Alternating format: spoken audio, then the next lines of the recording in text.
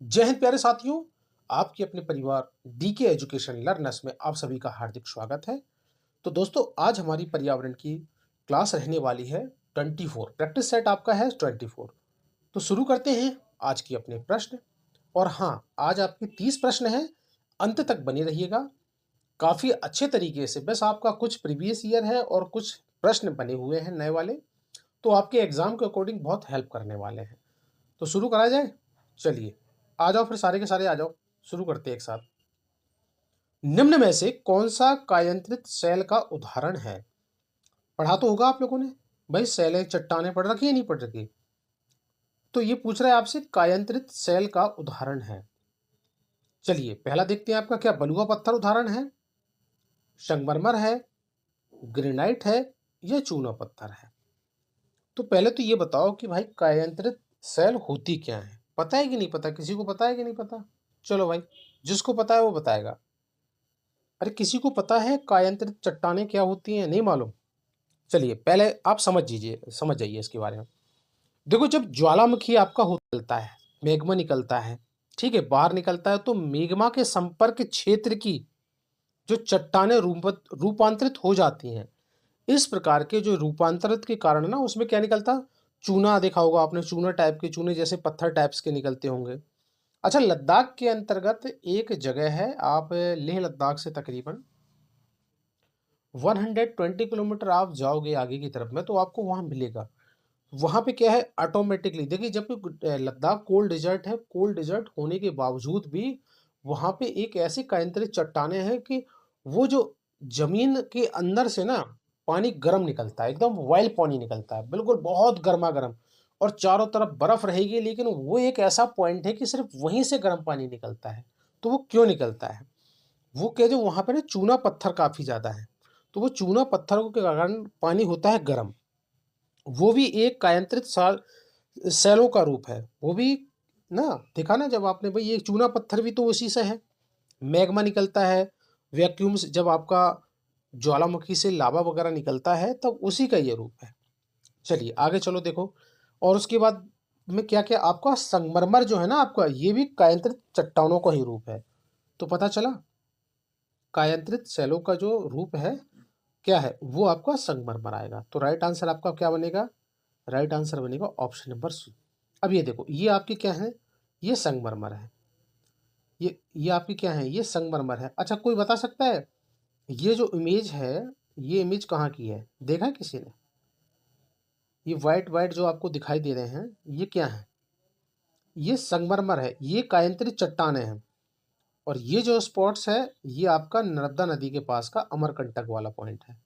ठीक है, तो पता चल गया होगा। तो right answer option number C, संगमरमर। कभी मौका लगता है ना, जॉब वॉब लग जाती है जब, तो एक बार घूम के आइएगा। बहुत अच्छी जगह है, यहाँ पे बड़ा सुकून सा मिलता है। यहाँ से नीचे से नर्मदा रिवर बहती है, और काफ़ी अच्छा है, एकदम वेरी ब्यूटीफुल। और ये वाइट वाइट एकदम स्टोन, संगमरमर, जब सनलाइट इसके ऊपर पड़ती है ना, तो ये नदी भी ऐसी लगती है बिल्कुल जैसे संगमरमर की तरह चमक रही। जब मोर सांप को खाता है, सांप कीड़ों को खाता है, और कीड़े हरे पौधों को खाते हैं, तो मोर का जो पोषण तल है वो क्या है? चलो, पता है किसी को? नहीं पता होगा। पोषण तल मत पूछ रहा है ये। कौन सा है भाई? क्या प्राथमिक उपभोक्ता वाला है, अंतिम उपभोक्ता का है, प्राथमिक अपघटक का है, या खाद्य पिरामिड के शीर्ष का पर है? अब बताओ भाई, समझ में आया? अरे, जब मोर सांप को खा रहा है, और सांप कीड़ों को खा रहा है, और कीड़े हरे पौधों को खाते हैं, तो जो मोर है ना, मोर का जो पोषण स्तर है, जो तल है, वो कौन से स्तर का है? पता चला किसी को? नहीं पता चला होगा। देखिए, सबसे पहले तो आपके क्या आ गए, ये आ गए आपके ग्रीन प्लांट्स।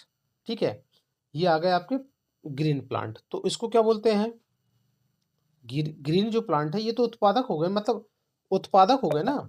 अच्छा, उसके बाद फिर क्या है? आगे चलो, आगे चलो, उसके बाद क्या कह रहा है? अब देखो, हरे पौधे ये क्या है? ये आपके जो हो गए नीचे, ये हरे प्लांट्स हो गए। ये आपके जो हरे प्लांट्स है ना। और उसके बाद क्या है आपका? ये आपके आ जाता है जैसे कि खरगोश हो गए, जो वेजिटेबल्स वाले एनिमल होते हैं। तो वेजिटेबल वाले कौन से? ये आपके होते हैं प्राथमिक उपभोक्ता। ठीक है, अच्छा, अब इस खरगोश को कौन, इसके खरगोश के बाद कौन से आते हैं, जैसे सांप हो गया, जो मतलब मांसाहारी जीव आ जाते हैं। तो ये कौन हो गया, ये आपका हो गया सेकेंडरी, द्वितीयक उपभोक्ता। अच्छा, अब ऊपर आपका क्या दे रखा है, तो भाई इसमें तो पूछा है आपसे सांप के बारे में, कीड़ों के बारे में, और हरे पौधों के बारे में, और मोर के बारे में। अब इस पिक्चर में आप देखो, इसमें आपका मानो चील है, गिद्ध है, बाज है, आप कुछ भी कह सकते हो। तो ये आपका क्या हो गया, ये आपका हो गया शीर्षक, शीर्षक वाला मतलब उच्च उपभोक्ता। घास ने खाया, अब कछुए को जैसे कि अजगर वगैरह होता है वो खा लेता है। अब सांप को किसने खा लिया, चील, बाज, गिद्ध या मोर।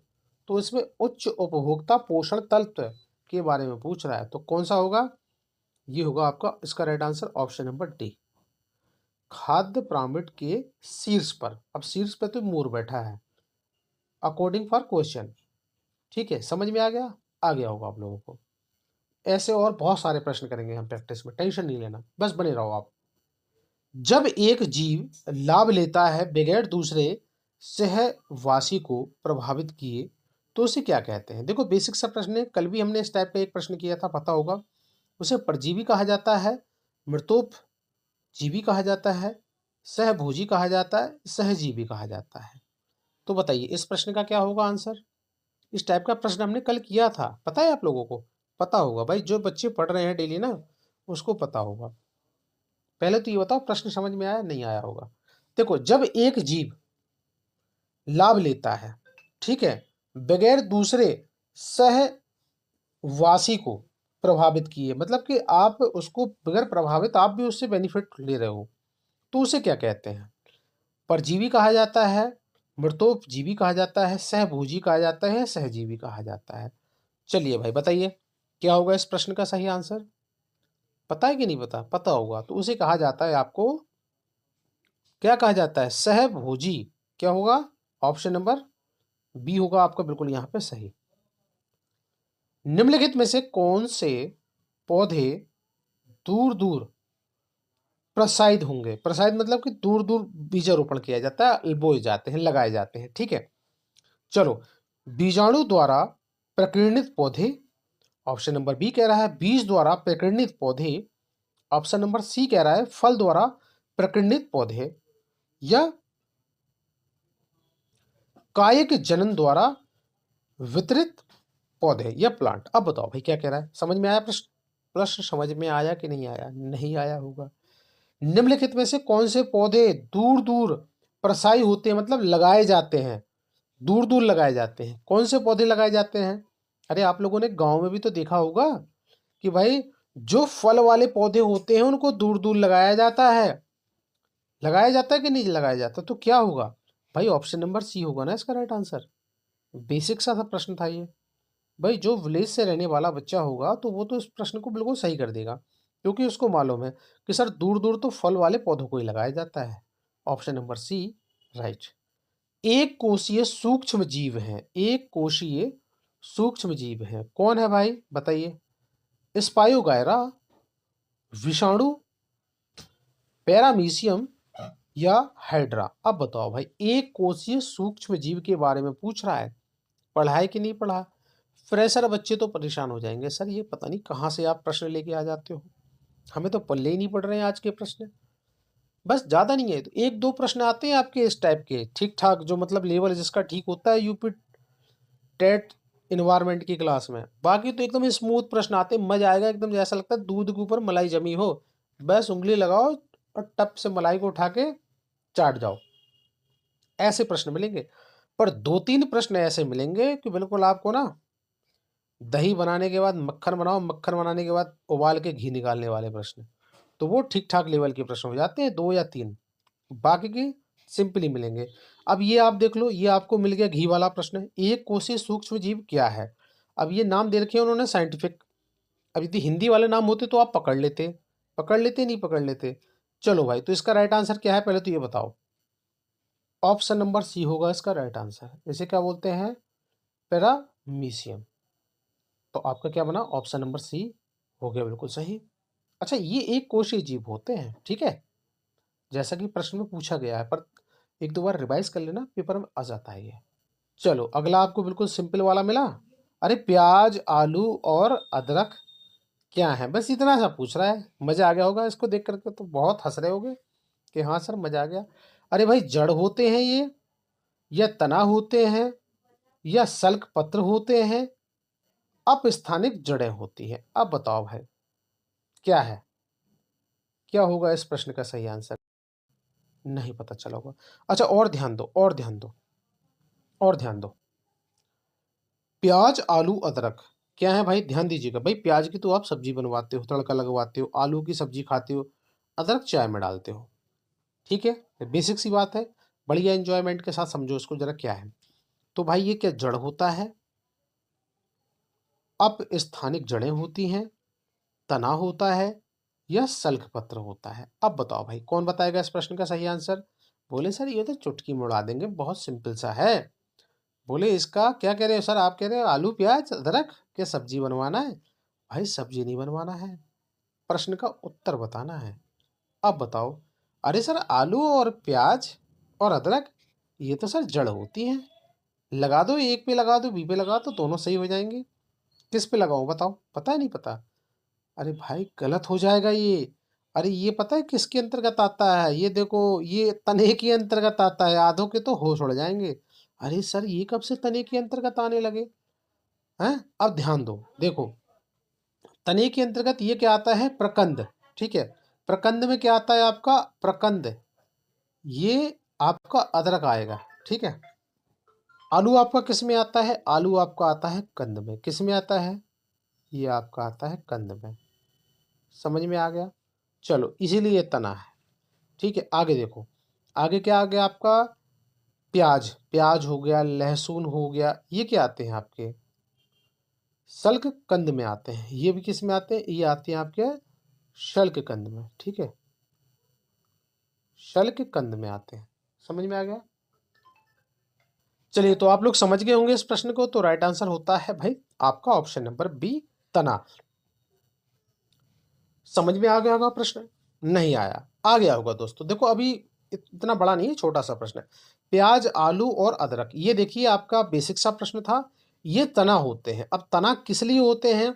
क्योंकि प्याज जो आपका आता है ना, वो सल्क कंद की कैटेगरी में आता है। अच्छा आलू किसके अंतर्गत आता है, ये कंद के अंतर्गत आता है। अदरक किसके अंतर्गत आती है, तो अदरक आपके प्रकंद के अंतर्गत आती है। किसके अंतर्गत आती है, प्रकंद के अंतर्गत। ठीक है, तो आप लोग समझ गए होंगे इस प्रश्न को। मानव रुधिर वर्ग की खोज सर्वप्रथम किस वैज्ञानिक ने की? चलिए भाई किसके बारे में पूछ रहा है भाई, खून के बारे में पूछ रहा है। रुधिर यानी क्या होता है, खून होता है, ब्लड होता है, रक्त होता है। ठीक है, चलिए ऑप्शन नंबर ए कह रहा है कि लैंड स्टीनर ने की थी। किसकी, मानव रुधिर, मानव खून की खोज किसने की थी, ये पूछ रहा है। क्या लैंड स्टीन ने की थी, जेनिक्स ने की थी, पेटिन एंड मार्क्स ने की थी, ये कार्ल मार्क्स ने की थी? अरे भाई साहब कार्ल मार्क्स को क्यों घसीट लाए इसके अंतर्गत, इनका तो कोई काम ही नहीं है। अब तीन ऑप्शन बचे हुए हैं, किसी को पता है इस प्रश्न का सही आंसर? अरे भाई साहब बेसिक सा प्रश्न है। अरे मानव खून की वर्गों A B C O positive ये किसने की थी? अरे ये भैया लैंड स्टीनर चाचा ने ही तो की थी आपके, है ना? अरे भाई साहब आपका कौन सा ब्लड ग्रुप है? सर मेरा तो ए पॉजिटिव है, मेरा तो बी पॉजिटिव है, मेरा सर ए बी पॉजिटिव है, मेरा तो बी निगेटिव है, मैं तो ओ पॉजिटिव हूँ। यही तो करी थी ए बी सी, किसने की थी, ये इन्होंने की थी, लैंड स्टीनर चाचा ने मानव खून को वर्गीकृत किया था। पता चला? तो ऑप्शन नंबर ए है आपका बिल्कुल सही। अगला अब दही जमाने में भी देखते हैं भाई क्या होता है, पढ़ा जाए। चलो, अरे भाई इस प्रश्न का आंसर किसी को पता है? नहीं पता। देखो मैं ज्यादा लंबा नहीं खींचता हूँ, इसको सिंपल निकालते हैं। दही निर्माण हेतु कौन सा सूक्ष्म जीव उत्तरदायी होता है? तो आपने देखा होगा ना, दही के अंतर्गत जब मतलब माइक्रोस्कोप से आप देखते हो, छोटे छोटे छोटी छोटी चीजों से जब आप देखोगे ना ऐसे ऐसे करके, तो उसमें आपको क्या मिलते हैं, ये आपको क्या मिलेगा, इसमें मिलेगा लैक्टो, क्या मिलता है, लैक्टो बेसिलस। क्या बोलते हैं इसको, लैक्टो बेसिलस। इस टाइप के ये जीव पाए जाते हैं। ठीक है, जो छोटे छोटे जीव होते हैं, ये लैक्टो बेसिलस जीव होते हैं और बड़े चाव से आप एंजॉय के साथ दही खाते हो, मजा आ जाता है नहीं। अरे बोले सर आज तो दही खाई, लस्सी बनाई, मजा आ गया। तो भाई आप पता है लैक्टो बेसिलस को खा रहे हो, यही तो दूध से दही बनाते हैं और आप बोलते हो कि सर मजा आ गया। पंजाब दी लस्सी हुण चक दे फट दे, एक गिलास सानू भी चाहिए। तो भाई साहब लैक्टो बेसिलस को चाप रहे हो आप। तो ऑप्शन नंबर डी होता है आपका यहाँ पे सही। जैविक समुदाय में प्राथमिक उपभोक्ता कौन है? अरे भाई साहब मांसाहारी तो होगा नहीं, सर्वाहारी क्यों होगा? अरे किसके बारे में पूछ रहा है? प्राथमिक उपभोक्ता। अरे प्राथमिक उपभोक्ता तो भाई साहब घास फूस, पत्ती, दाल, गेहूं, चावल, मक्का वाले लोग हैं भाई। हमारे जैसे घास फूस जहां भी मिली, गाजर पालक मूली मिले खा लो। तो प्राथमिक उपभोक्ता आपके कौन हो गए? शाकाहारी। अब आप लोग भी होंगे इसमें कि सर्वाहारी हैं, ये नहीं होना भाई। मांसाहार छोड़ो, सर्वाहार भी छोड़ो, शाकाहार बनो, एकदम तंदुरुस्त रहो, दिमाग फ्रेश करो। मेरा तो ये मानना है, घास फूस खाओ और हरि के गुण गाओ। ज्वर नियंत्रण में आमतौर पर सबसे अधिक प्रयोग की जाने वाली औषधि किसके बारे में पूछ रहा है? ज्वर। हमारे टाइम में पहले कहा जाता था कि ज्वर अरे बड़ी जोर की जोड़ी चढ़ी है, तो क्या ब्रूफेन, पैरासिटामोल होगी, बी कॉम्प्लेक्स होगी, या लीव 52? अरे लीवर थोड़ी खराब करवाना है कि लीवर खराब हो गया उसके लिए। ब्रूफेन दर्द है क्या आप लोगों को? B complex. अरे भाई साहब के छाले ज्यादा हो गए हैं मुंह में, पेट खराब चल रहा है क्या? अरे ज्वर मतलब बुखार को कम करने के लिए कौन सी है? पैरासिटामोल। कितनी भाई? 500 mg। और कौन सा आ रहा है इसका नया वर्जन पता है आपको? Dolo 650 mg। मजा आ जाता है खाते ही सर, एकदम पसीना छुड़वा देती है और बुखार छूमंतर। तो ऑप्शन नंबर सी होता है राइट आंसर। पौधों में अर्ध सूत्रीय विभाजन होता है। चलो भाई, मूल शीर्ष में होता है, तने में होता है, पराग कणों में होता है, या पराग कोश में होता है? अब बताओ भाई प्यारे शेरों। अरे किसके बारे में पूछ रहा है? पौधों में अर्धसूत्रीय विभाजन होता है। किस में होता है? ये मित्रों पराग कोश में होता है आपका। पता है, ये देखो ये आपका फूल हो गया ना, फूल, ये आपके फ्लावर्स टाइप के होते हैं। ये आपके फ्लावर्स, तो बीच में जो पराग कोश होता है ना, वहां पाया जाता है ये। तो ऑप्शन नंबर डी होता है आपका बिल्कुल सही। इंसुलिन की रासायनिक प्रकृति है, कैसी है भाई? अरे विटामिन है, वसा है, प्रोटीन है, कार्बोहाइड्रेट है। अब बताओ भाई किसके बारे में पूछ रहा है? इंसुलिन की रासायनिक प्रकृति कैसी होती है? पढ़ा है कि नहीं पढ़ा? पढ़ा होगा भाई, बेसिक सा प्रश्न है, गलत नहीं करेगा भाई। इंसुलिन की रासायनिक प्रकृति यही तो है और कुछ नहीं है। तो क्या है भाई इसका? इसका आएगा आपका ऑप्शन नंबर बी, प्रोटीन। ठीक है। अब ये बताओ भाई इंसुलिन की जो खोज है किसने की थी, पता है? और सबसे पहले कहाँ मिला था ये नहीं पता? अरे भाई साहब ये सेंगर ने की थी। किसने की थी? शेंगर महोदय ने की थी। समझ में आ गया? और कब की बात है? 1953। समझ में आ गया? दादा बाबाओं के जमाने की बात कर रहा है ये। तो option number B is right. Chipko आंदोलन के प्रणेता, अरे भाई साहब कल भी पढ़ाया था मैंने आपको ये प्रश्न। चिपको आंदोलन कहाँ हुआ था? यूके में। यूके मतलब उत्तराखंड में। कहाँ? चमोली। चमोली कहाँ की भैया? उत्तराखंड की डिस्ट्रिक्ट है। और इसे क्या कहा जाता है? फूलों की घाटी। क्या कहा जाता है? फूलों की घाटी। अब कौन थे भाई साहब इसके प्रेरणा जिन्होंने शुरू की थी? ये थे भाई साहब सुंदरलाल बहुगुणा। और कौन थे भाई? और एक और व्यक्ति का नाम बताया था मैंने, पता है किसी को? नहीं पता? अरे भाई पता होगा। और कौन थे सुंदरलाल बहुगुणा के साथ साथ? कल पढ़ाया था दोस्त, ये काम नहीं करना। ठीक है। अब दूसरे वाले कौन थे इसके बारे में मुझे कौन बताएगा? ये कमेंट बॉक्स में बताना। अरे कब की बात है भाई ये? अरे कल बताया था ना, 1973 उत्तराखंड के अंतर्गत पेड़ों को काटने जा रहा था। सुंदरलाल बहुगुणा की टीम के साथ में आए थे चमोली डिस्ट्रिक्ट उत्तराखंड के अंतर्गत। क्या किया था उन्होंने? पेड़ों से चिपक गए थे ये, बोले हम अपनी जान दे देंगे लेकिन पेड़ों को नहीं कटने देंगे। तो वो वही सुंदरलाल बहुगुणा जी हैं जिन्होंने चिपको आंदोलन की शुरुआत की थी। पता है आप लोगों को? कि आप तो दाएं बाएं चिपकते रहोगे। पेड़ों से कौन चिपकेगा, पेड़ों से ये चिपक करके इन्होंने एनवायरनमेंट को ठीक किया था और इन्हीं की देन है।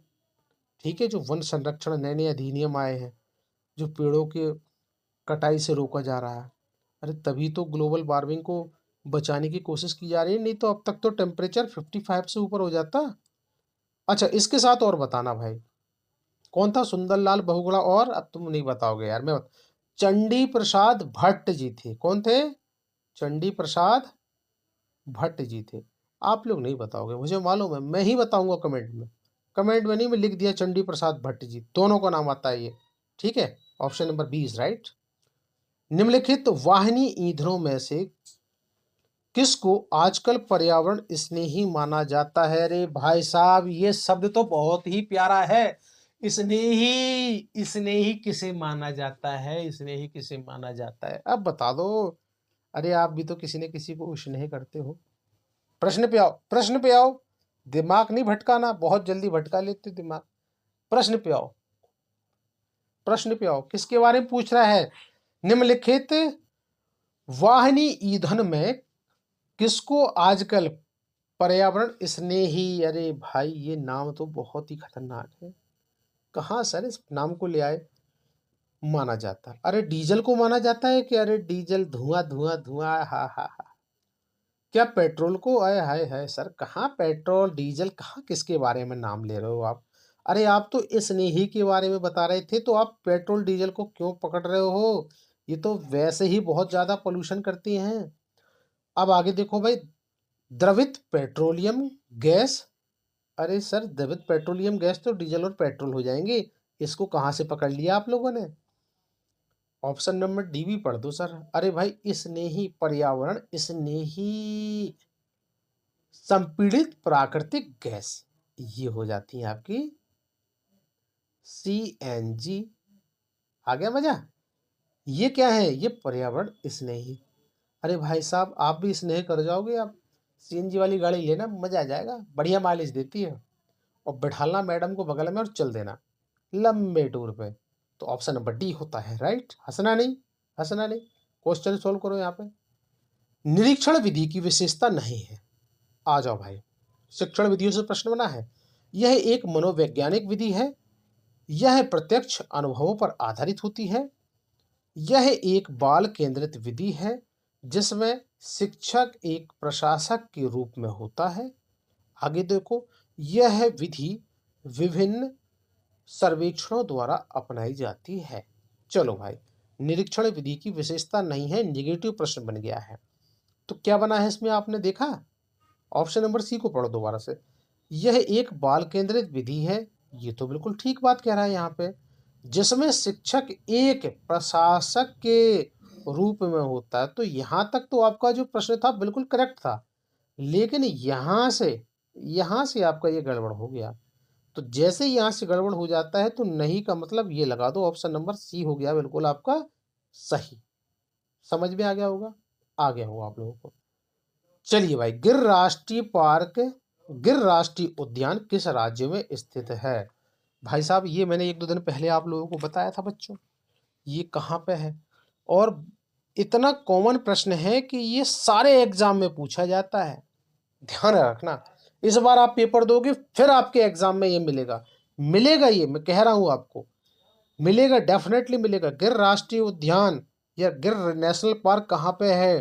अरे भाई साहब, राजस्थान में है क्या, गुजरात में है क्या, मध्य प्रदेश में है क्या, महाराष्ट्र में है क्या? देखो, ज्यादातर लोगों का ध्यान जाता है मध्य प्रदेश में और गुजरात में और महाराष्ट्र में, बोलते राजस्थान में तो होगा नहीं। चलो भाई, राजस्थान को तो काट ही दो, नहीं मिलेगा। अब बचे हैं आपके पास तीन ऑप्शन। अब बताओ, गिर राष्ट्रीय उद्यान कहाँ पे है?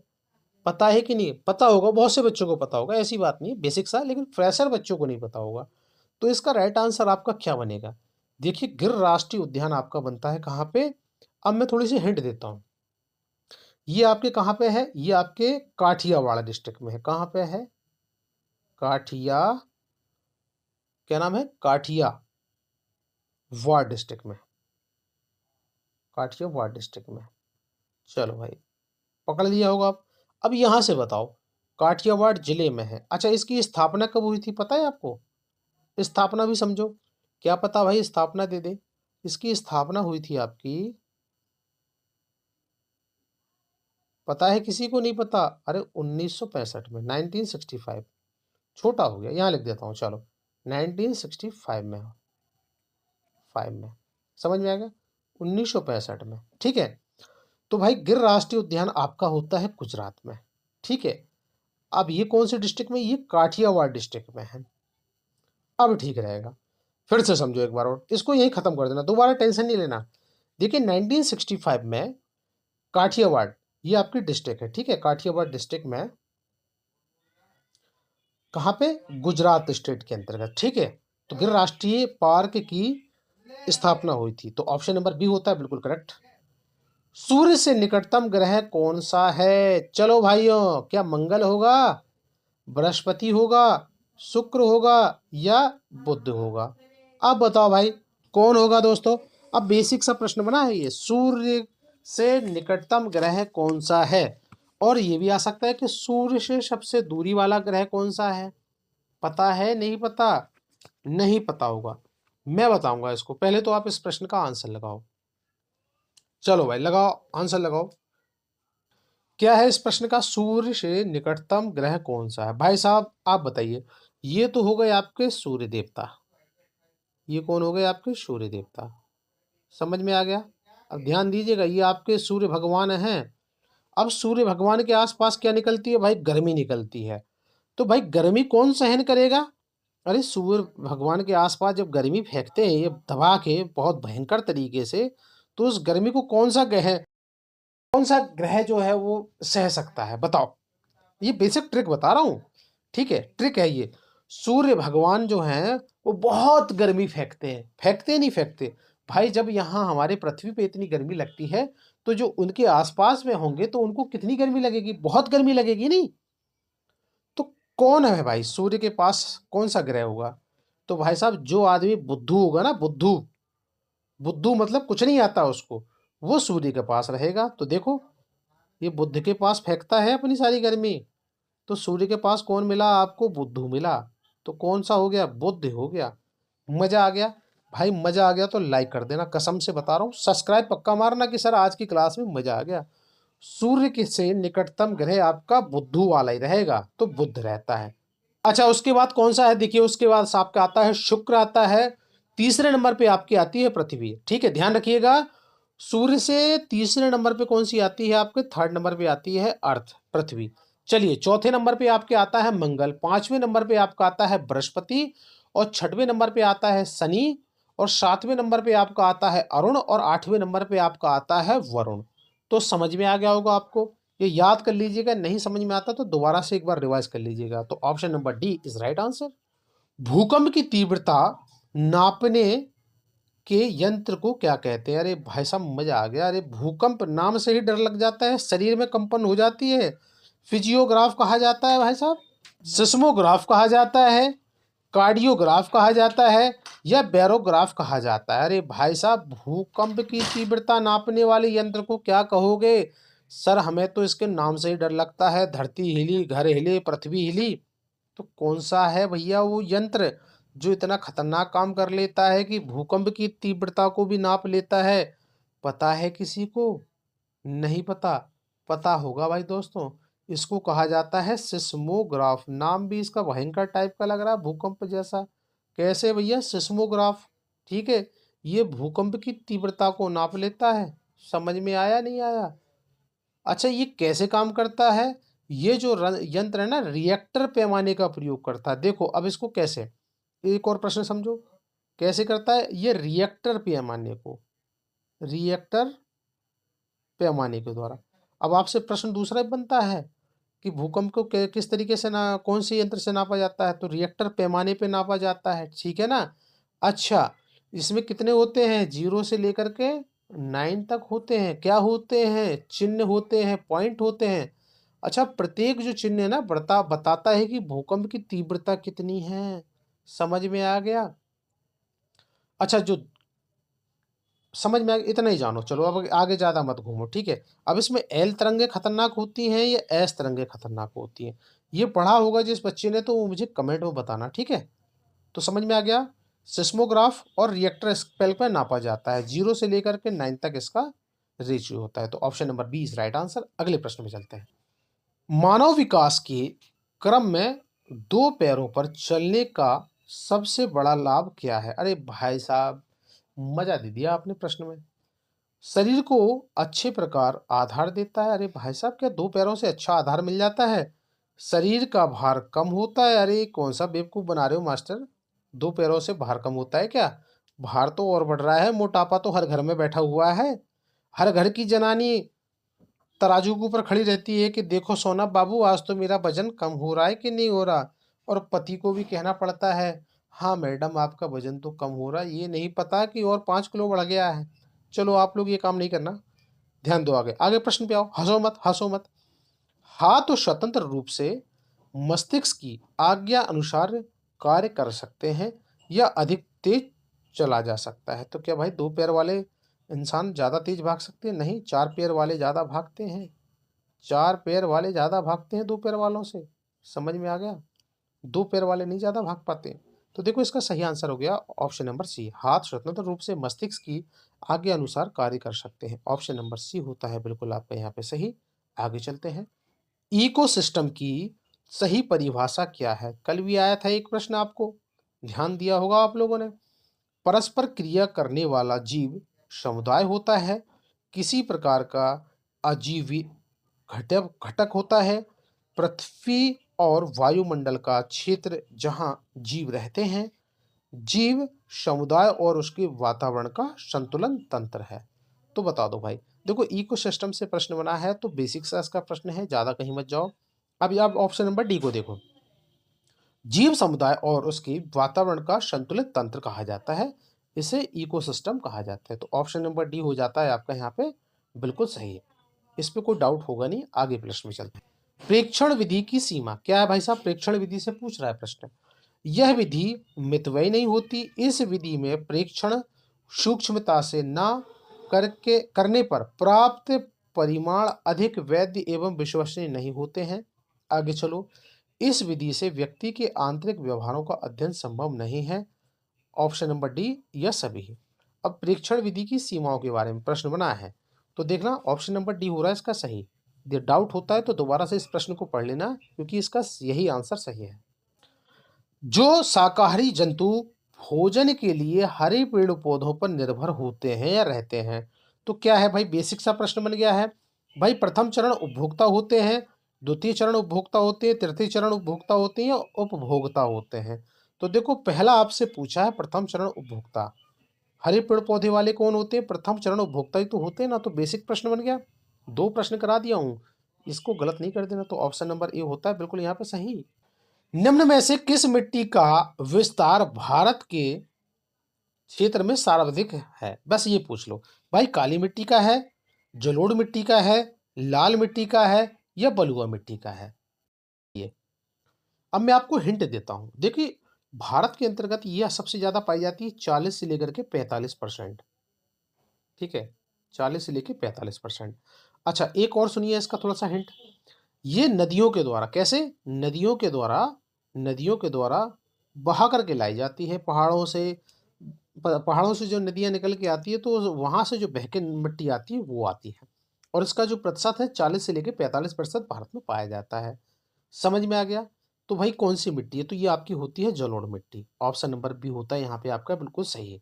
ठीक है, काला मिट्टी पाई जाती है पर इसका भी परसेंटेज कम है, लाल मिट्टी भी कम है, बलुआई या चिकनी मिट्टी, इसको बलुआई या चिकनी मिट्टी भी कहा जाता है। तो राइट आंसर हो गया ऑप्शन नंबर बी, जलोढ़ मिट्टी। समझ में आ गया होगा आप लोगों को। राज्यसभा में होने वाली सभाओं की अध्यक्षता कौन करता है? अरे भाई साहब राज्यसभा में कौन करेगा? राज्यसभा का स्पीकर करेगा। हैं, प्रधानमंत्री को क्यों घुसड़ लाए? क्या उनका काम थोड़ी है यहाँ पे? हैं, भारत के मुख्य न्यायाधीश, इनका क्या काम यहाँ पे? राष्ट्रपति जी को अपना काम देखने दो। अरे भाई साहब राज्यसभा का जो अध्यक्ष होता है कौन होता है? वो उपराष्ट्रपति होता है, पीठा सिंह। ठीक है, ऑप्शन नंबर ए हो गया बिल्कुल यहाँ पे सही। क्या प्रश्न लेके आ रहे हो सर, हिला देते हो आप तो कभी कभी। बहुत सिंपल सा प्रश्न था। महासागरों में निम्न में से कौन सा लवण सर्वाधिक मात्रा में पाया जाता है? अब ध्यान दीजिएगा, थोड़ा सा लेवल ठीक है इस प्रश्न का, समझिएगा, गलत नहीं करना। क्या कह रहा है भाई ये प्रश्न, समझिए। Magnesium sulphate option number B, calcium sulphate option number C, magnesium chloride option number D, sodium chloride. अब फिर से देखो, महासागरों में निम्न में से कौन सा लवण सर्वाधिक मात्रा में पाया जाता है, ये पूछ रहा है भाई, लवणता के बारे में पूछ रहा है। तो कौन सा पाया जाता है, पता है आप लोगों को, ये पाया जाता है सोडियम क्लोराइड। तो आपका हो गया right answer option number D. आगे और इंफॉर्मेशन बताऊं भाई, क्या है NaCl, इसको बोलते हैं सोडियम क्लोराइड। कभी कभी इस टाइप से ऑप्शन दे देता है ये, समझ में आ गया होगा। गैसीय अवशिष्ट हैं, अब ध्यान दीजिएगा, बिल्कुल सिंपल सा प्रश्न है लेकिन धुआं उड़ा देगा। सब्जी एवं फलों के छिलके, घरों की नालियों का गंदा पानी, खेत खलिहानों से निकलने वाला कचरा, लकड़ी कोयले से जलने वाला धुआं।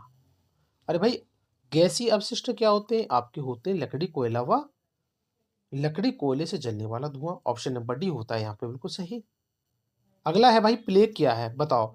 अरे विषाणु जनित बीमारी होती है, कवक जनित बीमारी होती है, जीवाणु जनित बीमारी होती है, या खनिज जनित बीमारी होती है। अरे ये तो बकवास टाइप का नाम दे दिया, कहाँ सर, विषाणु से भी होती है कि नहीं होती, कवक से होती है नहीं होती। अब मुझे बताओ कि भाई, कमेंट करके बताना कि विषाणु में कौन सी होती है और कवक में कौन कौन सी होती है, ठीक है। अच्छा, ये होती है प्लेग आपकी जीवाणु जनित। ऑप्शन नंबर हो जाता है आपका यहाँ पे बिल्कुल सी करेक्ट। अच्छा ये देखिए, ये पास्ट यूरेला, ठीक है, ये पास्ट यूरेला जो ना पेस्टिस एक नामक जीवाणु होता है, ठीक है। इसमें क्या होता है, मानव का जो फेफड़ा होता है, फेफड़ों को प्रभावित कर देता है। और सुनो, और ये होता है चूहा, ठीक है, प्लेग रोग का सबसे बड़ा वाहक होता है। इसका अन्य नाम ब्लैक डेथ, टाउथ पेस्ट भी कहा जाता है। मनुष्य को यह रोग प्रत्यक्ष संसर्ग या पिस्सू दस्त से लगता है। अच्छा, और थोड़ी सी इंफॉर्मेशन जानो उसके बारे में। यह तीव्र गति से बढ़ता है, कभी कभी यह न्यूमोनिया का भी रूप धारण कर लेता है। समझ में आ गया तो कितना भयंकर का है ये। तो चलिए, आपकी क्लास होती है यहाँ पे 24 कंप्लीट। तो जाते जाते पहले तो ये बताना कि क्लास कैसी लगी, पसंद नहीं आई तो डिसलाइक करके जाना दोस्तों, बड़ा कलेजा फूकता हूँ। और हाँ, जिसको भी पसंद आ रही है वो आज लाइक करके जाएगा और कमेंट करके जाएगा कि सर क्लास बहुत अच्छी लगी। तो टेक केयर, गुरुदक्षिणा के तौर पे मेरे प्यारे बच्चों, चैनल को सब्सक्राइब कर लेना और कमेंट जरूर करना। Take care and bye bye, अपना ध्यान रखिए।